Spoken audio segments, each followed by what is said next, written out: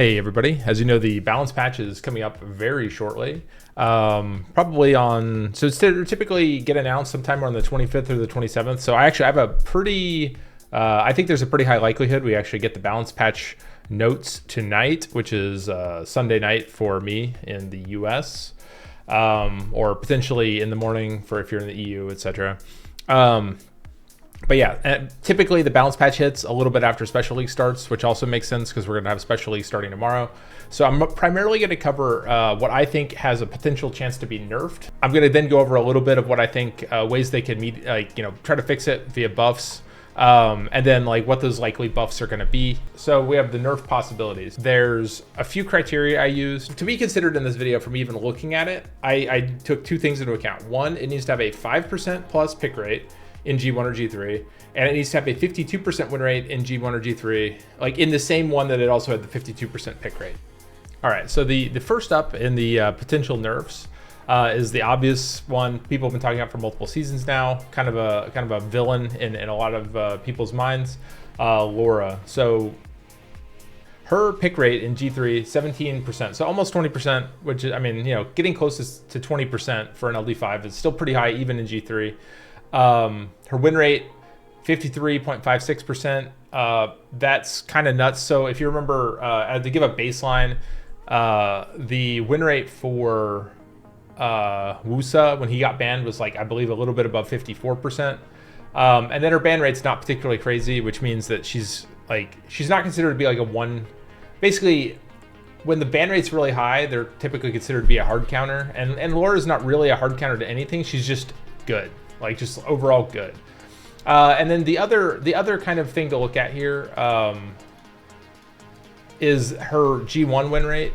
Basically her pick rate is lower in G1, which makes sense. Generally LD5s are lower in G1, and then her win rate is quite a bit lower, under 52%, which isn't that crazy. So depending on how you think they're going to nerf, her stats I think are probably at a level where she's looking at a nerf. The fact that her G1 win rate is quite a bit lower helps her a little bit, but I think they actually do weight G3 win rates a little higher than G1. It's hard to say with them sometimes because honestly they are a little bit random, I think, on because they've never specified what criteria they use to consider a unit to be overpowered, but typically that kind of 54%-ish. Once you're getting near 54% win rate with a significant pick rate, that's whenever I personally think that they are heavily considering a nerf. So I personally think Laura likely going to get nerfed in some way. I have an idea of how they're going to do it, but I need to cover the next unit because it does involve it. So everyone complains about Laura. Next unit up, people should be complaining about a little bit more. So we have Nikki, who in G3 has a slightly lower pick rate, but is nearing 55% win rate with a higher ban. So having a higher ban means that, so the thing is she's really, really good into turn 2, where Laura's kind of good into turn 1, or better into turn 1, I think. So there's a possibility that that's covering it, because having a heal block into certain types of turn 2 teams is basically a hard counter, because it kills Juno, it really messes up things like Seimei, etc. Abellio. Tons of stuff cannot deal with heal block very well. So the fact that she's high damage, heal block, cleanser, all that stuff, overloaded kit to the max. I'm a Nikki abuser. I abused her this season. She's looking really strong for a nerf. Her pick rate in G1 is a little bit lower though. Even comparison to Laura, Laura's win rate dropped off less going into, well, maybe not as a percentage. Anyway, point being is she's weaker in G1. My personal thought for what they should potentially do is to kill their S1 turn cycle, either the sleep or the proc into extra turn, but basically the extra turn needs to go. The sleep maybe doesn't. They could keep the sleep S1, maybe even revert it back to the same sleep chance, just not give them the extra turn on it. I think they're going to give them the Oracle treatment at some point where they basically nerf the LD5s by killing their S1 in a lot of ways, but then buffing the elemental ones to sort of recompense them, because even Charlotte has fallen off a ton, right? So the fact that it's only the 2 LD ones that are busted makes me think they're going to do a full family modification of them. And I think it's going to be via killing that S1 extra turn. It may not be this patch, but I think that's what's going to happen because both of these are just out of control. All right, next up. I don't think this guy's going to eat a nerf because his pick rate's not particularly high. His win rate just barely edges over 52%. His ban rate's low. He's basically a fair unit, and a lot of people use him, but he happens to be fairly strong. I don't personally think Chandra, based on these numbers, is going to be eating a nerf. He might, but I don't think he will. If they did nerf him, it's hard for me to even think that they would nerf him. So Veronica, this one's actually probably the most egregious one currently.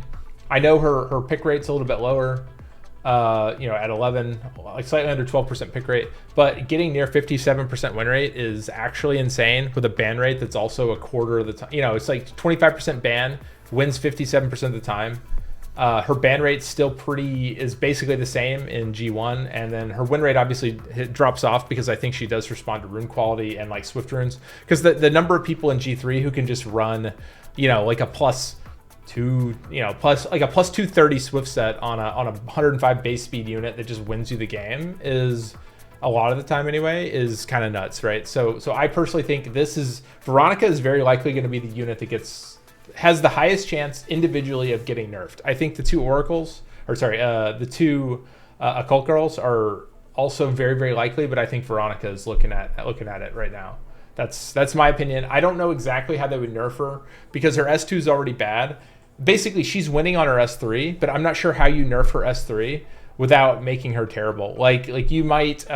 So as an example, a unit that does something almost identical, like in a lot of ways, which is Nyx. Okay, right? So he's an S2 strip, AE strip, and an AE reset, but he has an 80% chance to strip, 80% chance to reset. The reason he's not used is base speed isn't high enough. So I'm kind of thinking they might change her awakening. It's really easy to build her, so maybe they nerf her by getting rid of her Ack awakening. They could also make her slightly less reliable, make her strip chance unreliable, like an 80% or something like that. Like, it's really hard to nerf her because she's getting pretty bare bones, but the core of her kit is still apparently OP enough for a 57% win rate. I'm not sure what they're going to do, but I think she's number one on the list for getting nerfed. Julianne, pick rate 10.33%, win rate nearly 54%, high ban rate, similar pick rate in G1, still a pretty good win rate in G1, and an even higher ban percent because people are not equipped to deal with it as much. Like, there's a lot of LD5s, or not a lot, but there's enough LD5s that deal with Julianne. Like, for instance, a full AE comp, like Julianne's actually a detriment because he kind of kills the rest of your team. Obviously, like heal blocks, like that kind of stuff, like help against him. Even anti-cleanse, which shows up in a lot of places, is pretty good against him. But point being is his win rate is still pretty high, getting near that 54% win rate. As we get further in this list, by the way, the pick rate's going down. I do think there's some magic number where if their pick rate's low enough, their win rate can be almost anything, because that sort of starts implying that it's a counter pick. Julianne seems unlikely to get nerfed because he's also a turn 2 unit, and turn 2 units don't eat nerfs not quite as much, but maybe he's considered to be unmanageable. Like, I don't think they'll kill anything like his full cleanse. They could make it so he only cleanses a certain amount of debuffs every turn. Like, whenever he takes a turn, say even if it only cleansed like 4 debuffs, right? Like, you could play, like, debuff teams would actually be strong into him, because then you could like take Rika in and drop 4 debuffs on him and then stun him, and you actually have a chance at making him not just do whatever he wants. Okay, Han. This one's like a weird dark horse because I wasn't even expecting him. But we have a 10% pick rate, 54.5% win rate, with a fairly high ban. So Han is kind of in that category of, when he's good, he seems unfair. And also, I believe that due to the weakness of Tian Lang now, he's actually getting more play and being more successful. Yeah, Han looking very good right now. I don't feel like this unit needs to be nerfed, but at the same time, the numbers are pretty high. If they decide to nerf him, they can nerf him. He has a couple like knobs to adjust. They could lower his armor break percentage. They could, if they really wanted to make him hurt, they could lower the amount of attack bar he gets per crit. Again, I don't think they're actually going to nerf him, but on the list, he makes it by the numbers. Gapsu. Okay, so Gapsu's a newcomer, obviously, and everyone's been using him, or a lot of people have been using him in the cool combo called Gapdoll, aka Gapsu Ragdoll. The interesting thing about Gapsu is that his win rate is similar across G3 and G1, which implies that he's a very easy to use unit. Honestly, Gapsu's new enough, and his win rate isn't so insane. They may just leave him and then like let the meta sort it out. I personally think is in the running for a potential nerf, but at the same time, I think he's new enough and And also he's a free unit, so no one really can get angry about it. So they can touch him in the next balance patch if he still shows strength in the early of this next season. Next unit, Volantis. This is another one that is definitely on the list, but I'm not sure that I would consider nerfable. Volantis is still insanely good, but doesn't show up in the top of the meta too much. His win rate's really great in G3. His pick rate's pretty low. His ban rate's pretty high. Pretty annoying unit. Everyone hates him. He's got good luck stack potential. He's got turn cycle. He's got CC. He's got strip. Good unit. However, he has a very, very bad matchup into Heigang, who is a sort of very meta unit right now. So Volantis, I don't think they're going to nerf because Heigang exists, honestly. If Heigang gets nerfed, then Volantis I could see being touched potentially. But again, he's not a high base speed unit. Basically, Veronica does everything Volantis wishes it could do, except better and faster. So Volantis, I don't see the nerf happening, but it's up there by the numbers. So if they did touch him, they could maybe reduce his revenge chance again or something to make him slightly less luck sacky while not killing the unit's core, the core methodology, you know, like his core kit, right? So yeah, don't think Volantis get nerfed, but by the numbers he is here. Burgild. So this is one that is right at the bottom of the pick rates, but has a nearly insane win rate. So the second highest win rate on this list, but is only here just barely by the numbers. So like slightly above 5% pick rate. I don't think Burgild is going to get nerfed. One shows that sort of G3 to G1 like skilled user drop off, but at the same time, the pick rate overall is so low. Like that, if you know, like if there were a minor statistical like quibble the opposite way, it wouldn't even been on the list. I don't think Burgild's getting nerfed, but it does fit my criteria. All right, so from the other direction, units that are only on the G1 list. Here we have Ragdoll. So Ragdoll is what we called goes the opposite direction. It is a unit that gets stronger the lower rank you go. So like I didn't put it on here, but the Punisher win rate is almost 53%. This is basically the I wish I could be Guardian, but I don't know how to play the game unit. And in addition to that, like, so one nice thing about this is I used to be a big Ragdoll complainer. I thought this unit was going to get nerfed forever, but has it did basically Comtois did the thing that I was talking about where they introduced units to make it so that there's actually good counterplay to Ragdoll. Because when CC Cleave was huge, where you were basically playing Luck Stack turn 2 versus CC Cleave every single game, he was busted. Basically, there's a huge difference between people who had Ragdoll and who did not. Now we have turn 1 snipe comps. We have better CC comps, things that can actually like deal with his turn cycling. Tian Lang obviously has been bigger in the meta, etc., etc. Ragdoll, I think, is going to survive yet again because his win rate in G3 is terrible in comparison. I mean, I say terrible, but it's technically lower than I believe Juno in G3. And in G1, it makes the cutoff because it hits that 52% in G1. So yet again, another unit. I don't think it's going to get nerfed, but by the numbers, maybe. Like the thing is if the Vivachel comps take off more and his win rate starts rising in G3, maybe they'll start looking at him. But I don't think he's going to get nerfed either. All right, next one. So this one is like an honorable mention. I just wanted to talk about him shortly. So Tian Lang in G3, as much as I like to complain about him, is basically a dead unit in G3. Like 49.5% win rate for a LD5 in G3 is actually insanely bad. Like almost every LD5 in the game has a higher than 50% win rate because people put their best runes on them. They fucking, they build a little shrine to it. They etc. Like usually the LD5s get a lot of attention. So the fact that it's below 50% win rate means he got heavily nerfed. Like this was a 52, 53% win rate kind of a unit in previous seasons. This season, 49.5. In G1 and below, people still can't deal with him very well. I can't deal with him. I'm one trick pony. Leave me alone. Even though I am in G3.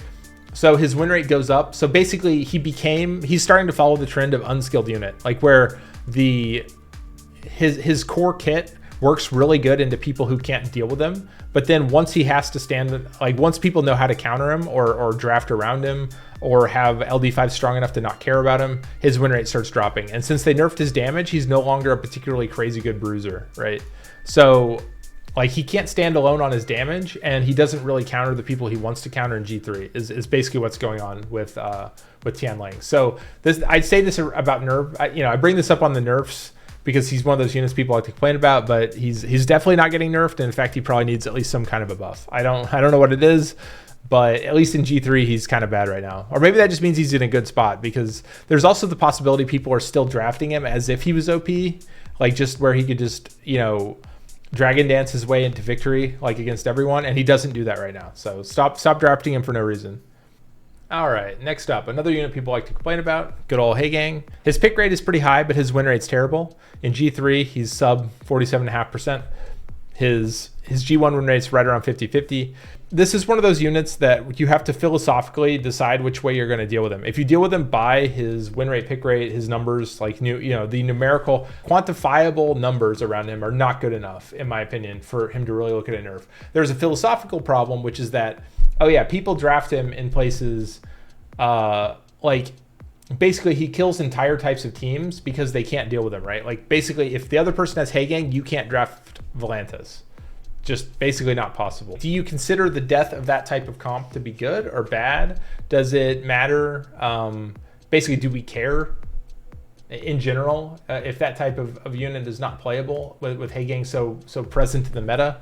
The problem is that there's other units that basically laugh at Heigang, like Veronica, where Heigang is like, oh cool, I guess I get to go first, but none of my skills work, right? So you basically have to sack them if they're playing Veronica.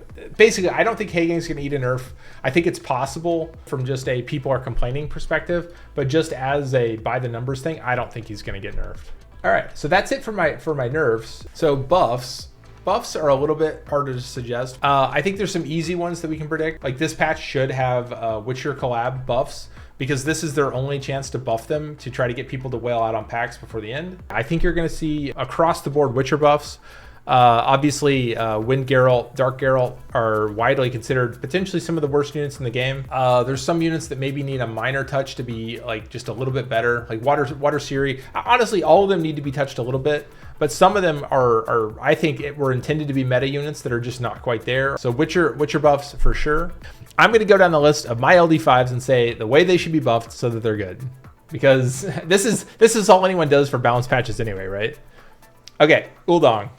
Of the units I think need to be buffed, of my LD5 specifically, this is now our rant video. Uldong needs to be buffed slightly. I think that this what's his awaken? Okay, increase res by 25%. So this res awakening could be a skill awakening. I think that this skill, which steals a buff, needs to team share it. Like whenever he steals here, it needs to give the beneficial to the whole team. That's how I would buff him, because it basically activates his passive. That's all he needs. That would be really cool. And also he'd have a kind of like a unique, he'd basically be like LD5 Martina in a way, sort of. Let's see. Seimei doesn't need to be buffed. She's OP. Isis does probably need to be buffed a little bit. I think all she needs for a buff is either needs to be a speed awakening or like a speed lead, so that she has a little bit more general applicability, or this needs to have a little bit of a pushback or a slow or something, because this is just too easy to proc out of. Like if it's only 2 turns, so the issue becomes if they're already full attack bar, if they violent once, they're out of it, right? Or they're just Juno and they accelerate slightly. Asima, all she needs is this. She needs to be the first light 33 lead. Yep, that's what she needs. No, not really. I don't think Asima needs to be buffed. It would be really cool though if she became an Arena 33, because we still don't have a light 33, and she is an Arena Awaken, or she's an Arena speed or Arena lead. So she could be the 33 speed lead, and then I would be very happy with my game plan. Shazam just got buffed. I don't think he needs another buff, at least not right now. Like he's basically a Guild Siege unit anyway, so that's kind of his identity. Whatever. Lima, I don't think needs to be buffed. I'm really happy with her. I use her a lot. Lima, I think, is perfectly fine. All right, Dark Geralt. This guy's going to be buffed along with the Witcher stuff. I'm not exactly sure how you buff him, because I don't think that they can make the mechanics change to make buffs deal damage based on his HP.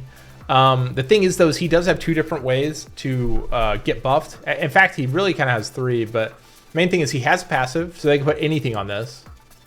They can make this like 10 pages long if they want. And also, it's hard to tell with these with the collab units, but he is technically an awakened S1. So they could add more onto his S1 that doesn't buff the rest of them.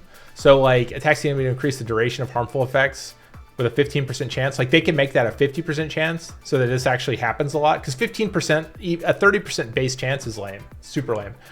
They could also make this strip on S1. They could make it, you know, like just as examples of things they could do to make him like really cool. They could make him put a bomb on S1, right? Then he could, you know, potentially bomb into turning into a one-turn bomb, etc. There's all kinds of stuff you could do with him that would maybe make him like better and fun, because right now he's not very good. They could also make him a stripper. They could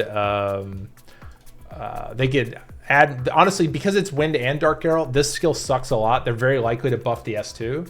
Maxi, they don't need to buff him. He's already good. Herteat, I feel like in reality, he's really a guild unit or a guild siege unit, but I'm support them buffing him somehow. Maybe make this stack more times so that he keeps getting stronger and stronger. I mean, that's the only thing. Like I actually really like him already, so I don't think he needs to buff. Nyx, this 80% chance needs to be 100% chance, and I think he would be fine. He's too inconsistent to use him the way they want you to use him, and his passive is a Luxac passive, so I don't really like that. Wunsa,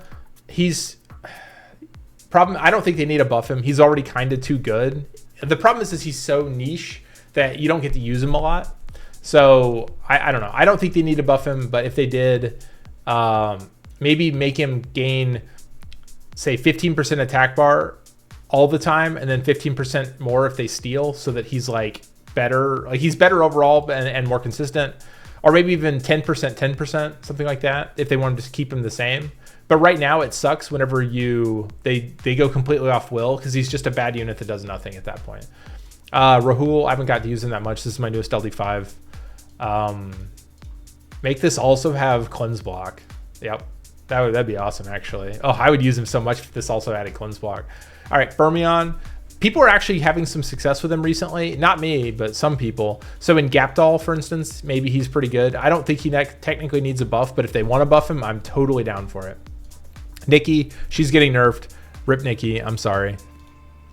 Zeratu, like the problem is I don't know if he's particularly good anywhere. I've never found a particularly good use for him. They could give him speed buff as an example. Like his passive could also give him a turn of speed buff when he crits or something like that to make him do a little bit more damage, or make his next turn more reliable or something. I don't know. It's I think buffing his passive is probably correct if they were going to buff anything, because they can't really buff these two without also buffing Rakan, and I don't know if they even want to buff Rakan, but maybe they do.